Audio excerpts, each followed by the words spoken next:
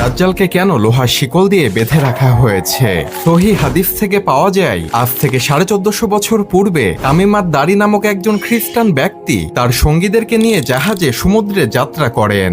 হঠাৎ সমুদ্রের মধ্যে ভয়ঙ্কর ঝড়ের কবলে পড়ে তারা পথ হারিয়ে ফেলে এবং তারা অজানা রহস্যময় একটি দ্বীপে পৌঁছে যায়। তামিমাত দারি ও তার সঙ্গীরা দ্বীপে নামার পর দেখতে পান একটি পশুর মতো অদ্ভুত চেহারার এক প্রাণী, যার গোটা শরীরে কালো পশম দিয়ে ভরপুর। প্রাণীটি বলে, আমি হলাম এখান করা গোয়েন্দা। প্রাণীটি তামিমাত দারি ও তার সঙ্গীদেরকে বলল, তোমরা ওদিকে ওই গুহার মতো স্থানটিতে যাও, সেখানে একজন ব্যক্তি তোমাদের জন্য অপেক্ষা করছে। তামিমাত দারি ও তার সঙ্গীরা সেখানে গিয়ে দেখলেন একটি বিশাল দেহের ব্যক্তি, যার হাত পা লোহার শিকল দিয়ে বেঁধে রাখা হয়েছে।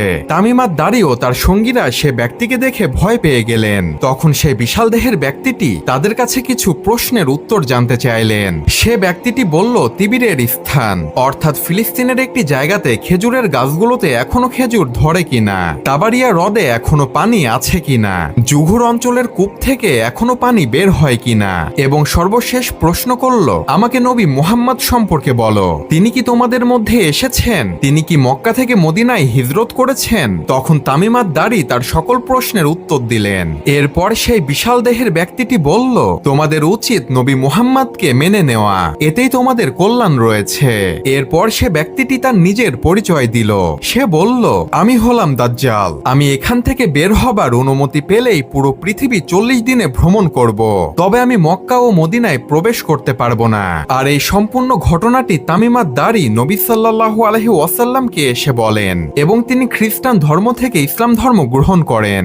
অর্থাৎ এই হাদিস থেকে বোঝা যায় দাজ্জাল পৃথিবীতেই আছে এবং দাজ্জালকে একটি দ্বীপের মধ্যে বেঁধে রাখা হয়েছে। ফেরাউন তার স্ত্রীকে কেন হত্যা করেছিল? মূসা আলাইহিস সালাম যখন ফেরাউনকে ইসলামের দাওয়াত দিল, তখন ফেরাউন আল্লাহকে অস্বীকার করলো। কিন্তু ফেরাউনের স্ত্রী আসিয়া রাদিয়াল্লাহু তাআলা আনহা মূসা নবীর ইসলামের দাওয়াত শুনে আল্লাহর প্রতি ঈমান আনলেন এবং গোপনে গোপনে আল্লাহ তাআলার ইবাদত করতে থাকলেন। ফেরাউন একদিন জানতে পারলেন তার স্ত্রী ইসলাম ধর্ম গ্রহণ করেছে এবং গোপনে আল্লাহর ইবাদত করছে। ফেরাউন এই খবর শুনে প্রচন্ড রেগে যান এবং তার স্ত্রীকে ডেকে বলেন, তুমি কি সত্যি আমার বিরুদ্ধে গিয়ে মূসা নবীর ইসলাম ধর্ম গ্রহণ করেছো?